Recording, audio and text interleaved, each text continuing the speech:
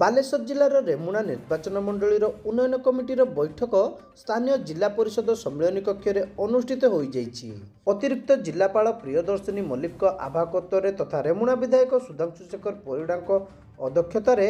ଆୟୋଜିତ ଏହି ବୈଠକରେ ମୁଖ୍ୟତଃ ପୂର୍ତ୍ତ ବିଭାଗ, ଗ୍ରାମ ଉନ୍ନୟନ ବିଭାଗ, ମିଶନ ଶକ୍ତି, ସ୍ୱାସ୍ଥ୍ୟ ଓ ପରିବାର କଲ୍ୟାଣ, ମହିଳା ଓ ଶିଶୁ ବିକାଶ, କୃଷି, ଉଦ୍ୟାନ କୃଷି, ଶିକ୍ଷା, ଜଳସେଚନ, କ୍ଷୁଦ୍ର ଜଳସେଚନ, ଗ୍ରାମ୍ୟ ପାନୀୟ ଜଳ ଯୋଗାଣ, ଉଠା ଜଳସେଚନ, ଶକ୍ତି ବିଭାଗ, ମତ୍ସ୍ୟ ଓ ଗୋପାଳନ, ଖାଦ୍ୟ ଓ ଯୋଗାଣ ବିଭାଗ ଦ୍ୱାରା ଉଭୟ ରେମୁଣା ନିର୍ବାଚନ ମଣ୍ଡଳୀ ଅନ୍ତର୍ଗତ ରେମୁଣା ଓ ସଦର ବ୍ଲକର ବିଭିନ୍ନ ପଞ୍ଚାୟତରେ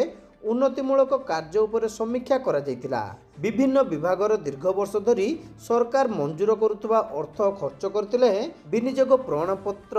ଅଦ୍ୟାବଧି ବିଭାଗକୁ ପ୍ରଦାନ କରିନଥିବାରୁ ବିଧାୟକ ଶ୍ରୀ ପରିଡ଼ା ଉଦ୍ବେଗ ପ୍ରକାଶ କରିବା ସହ ତୁରନ୍ତ ବିନିଯୋଗ ପ୍ରମାଣପତ୍ର ପ୍ରଦାନ କିମ୍ବା ଷ୍ଟାଟସ୍ ରିପୋର୍ଟ ସରକାରଙ୍କୁ ଦେବା ଲାଗି ନିର୍ଦ୍ଦେଶ ଦେଇଥିଲେ। ତେବେ ଏହି ବୈଠକରେ ଗ୍ରାମ୍ୟ ଉନ୍ନୟନ ବିଭାଗର ଅଧୀକ୍ଷଣ ଯନ୍ତ୍ରୀ ଉପସ୍ଥିତ ନଥିବାରୁ ବିଧାୟକ ଶ୍ରୀ ପରିଡ଼ା ଉଦ୍ବେଗ ପ୍ରକାଶ କରିବା ସହ ଆଗାମୀ 7 ଦିନ ପରେ ଏହି ବିଭାଗର ପୁନଃ ସମୀକ୍ଷା କରାଯିବ ବୋଲି କହିଥିଲେ। ରେମୁଣା ନିର୍ବାଚନ ମଣ୍ଡଳୀର ପ୍ରାଥମିକ ସ୍ୱାସ୍ଥ୍ୟ ସେବା କେନ୍ଦ୍ର, ଗୋଷ୍ଠୀ ଉନ୍ନୟନ ସ୍ୱାସ୍ଥ୍ୟ କେନ୍ଦ୍ରଗୁଡ଼ିକରେ ଡାକ୍ତର, ନର୍ସ ନିଯୁକ୍ତି ଉପରେ ସେ ଗୁରୁତ୍ୱାରୋପ କରିଥିଲେ। ଏଥିସହିତ କାୟାକଳ୍ପ ଯୋଜନାରେ କାର୍ଯ୍ୟ ସନ୍ତୋଷଜନକ ହୋଇଥିଲେ ମଧ୍ୟ ଠିକାଦାର ପ୍ରାପ୍ୟ ପାଇନଥିବାରୁ ତୁରନ୍ତ ଏହି ଅର୍ଥ ଠିକାଦାରଙ୍କ ପୈଠ କରିବାକୁ ସେ ନିର୍ଦ୍ଦେଶ ଦେଇଥିଲେ। ତେବେ ଏହି ଅର୍ଥ ପୂର୍ତ୍ତ ବିଭାଗ ଅଥବା ସ୍ୱାସ୍ଥ୍ୟ ବିଭାଗ ପ୍ରଦାନ କରିବେ ତାକୁ ନେଇ ବିବାଦ ଲାଗି ରହିଥିବାରୁ ଏହାର ଆଶୁ ସମାଧାନ ପାଇଁ ବିଧାୟକ ଶ୍ରୀ ପରିଡ଼ା ନିର୍ଦ୍ଦେଶ ଦେଇଥିଲେ। ରେମୁଣାରେ ଅର୍ବାନ ପିଏଚ୍ସି ପାଇଁ ପୂର୍ବ ଚିହ୍ନଟ କୁରୁଣିଆ ପରିବର୍ତ୍ତେ ତହସିଲଦାରଙ୍କ ସହ ଅନ୍ୟ ପ୍ରଶାସନିକ ଅଧିକାରୀ ବାଲଗୋପାଳପୁରରେ ଜମି ଚିହ୍ନଟ କରିବାକୁ ନେଇ ବିଧାୟକ ଏଥିରେ ସନ୍ତୋଷ ବ୍ୟକ୍ତ କରିଥିଲେ। ସେହିପରି ବିଭିନ୍ନ ପଞ୍ଚାୟତରେ ନୂତନ ଭାବେ ବସାଯାଇଥିବା ଟ୍ୟୁବୱେଲ୍‌ଗୁଡ଼ିକର ପ୍ଲାଟଫର୍ମ ନିର୍ମାଣ ସରିନଥିବାକୁ ନେଇ ବୈଠକରେ ଅସନ୍ତୋଷ ଦେଖାଦେବାରୁ ଗ୍ରାମ୍ୟ ପାଇପ୍ ଜଳ ଯୋଗାଣ ବିଭାଗର ନିର୍ବାହୀ ଯନ୍ତ୍ରୀ 15 ଦିନ ମଧ୍ୟରେ ପ୍ଲାଟଫର୍ମ ନିର୍ମାଣ ସହ ଶେଷ ହେବାର ପ୍ରତିଶ୍ରୁତି ଦେଇଥିଲେ। ଅନ୍ୟପକ୍ଷରେ ତାଳପଦାର ଜାମୁକା ନାଳ ଉପରେ ପୋଲ ନିର୍ମାଣ ପାଇଁ 6 କୋଟି 20 ଲକ୍ଷ ଟଙ୍କା ମଞ୍ଜୁର ହୋଇଥିବା ବେଳେ ଏହି ପ୍ରକଳ୍ପ ସମ୍ପର୍କରେ ବିଭାଗୀୟ ସହକାରୀ ଯନ୍ତ୍ରୀ କୌଣସି ସୂଚନା ଦେଇନପାରିବାରୁ ବୈଠକରେ ବିଧାୟକ ଶ୍ରୀ ପରିଡ଼ା ଉଦ୍ବେଗ ପ୍ରକାଶ ସହ ସମ୍ପୃକ୍ତ ପୋଲ ନିର୍ମାଣକୁ ରୋକିବା ପାଇଁ ବିଭାଗୀୟ ଅଧୀକ୍ଷଣ ଯନ୍ତ୍ରୀ କାହିଁକି ଷଡ଼ଯନ୍ତ୍ର କରୁଛନ୍ତି ବୋଲି ପ୍ରଶ୍ନ କରିଥିଲେ। ଅଧୀକ୍ଷଣ ଯନ୍ତ୍ରୀ ନିଜେ ସମୀକ୍ଷା ବୈଠକରେ ଉପସ୍ଥିତ ରହିବା ପରିବର୍ତ୍ତେ ସହକାରୀ ଯନ୍ତ୍ରୀଙ୍କୁ ପଠାଇବାକୁ ନେଇ ଅସନ୍ତୋଷ ବ୍ୟକ୍ତ ପରେ 7 ଦିନ ପରେ ପୁଣି ଥରେ ସମ୍ପୃକ୍ତ ବିଭାଗ ଉପରେ ସମୀକ୍ଷା ପାଇଁ ବିଧାୟକ ଅତିରିକ୍ତ ଜିଲ୍ଲାପାଳଙ୍କୁ ନିର୍ଦ୍ଦେଶ ଦେଇଥିଲେ। असेंबली कन्स्टिट्यूएंसी जो डेवलपमेंट कमिटी मीटिंग 6 मास को थरे करिया कथा तेणु विभिन्न कार्य व्यस्तता एवं सरकारी स्तर रे कर्म जो अफिसर मान अच्छे तांकर भी व्यस्तता विशेष करी एबे सरकार जो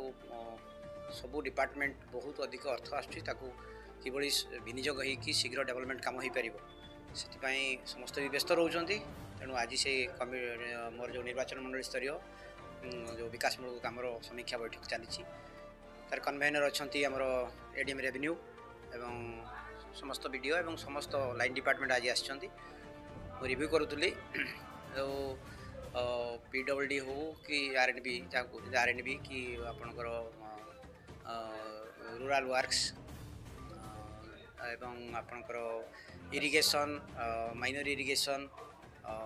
ब्लॉक रे समस्त काम एनएससी स्तर रे सबू समीक्षा चली आशातीत भाव में रेमुणा निर्वाचन मंडली रे विभिन्न काम बहुत स्पीडअप होती बहुत भल काम होती। तेणु बालेश्वर एडमिनिस्ट्रेशन तथा रेमुणा ब्लॉक एवं रेमुणा एनएससी सदर ब्लॉक जो एडमिनिस्ट्रेशन अच्छी मुझे धन्यवाद जनाऊँगी से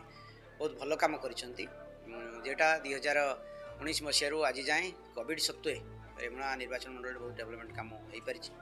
आउ जी कम बर्तमान बाकी अच्छी जो सब विभिन्न प्रोजेक्ट ताको आहरी स्पीडअप करने बैठक आज आम डाकी समस्ते बहुत भल रेस्पॉन्स करछंती भल उत्तर रखिंट जो जो कथा टी व्यतिक्रम घटी आम उद्वेग तो निश्चित प्रकाश करूँ विशेषकर ब्लॉक रे जो 1999 मसीहा पाखर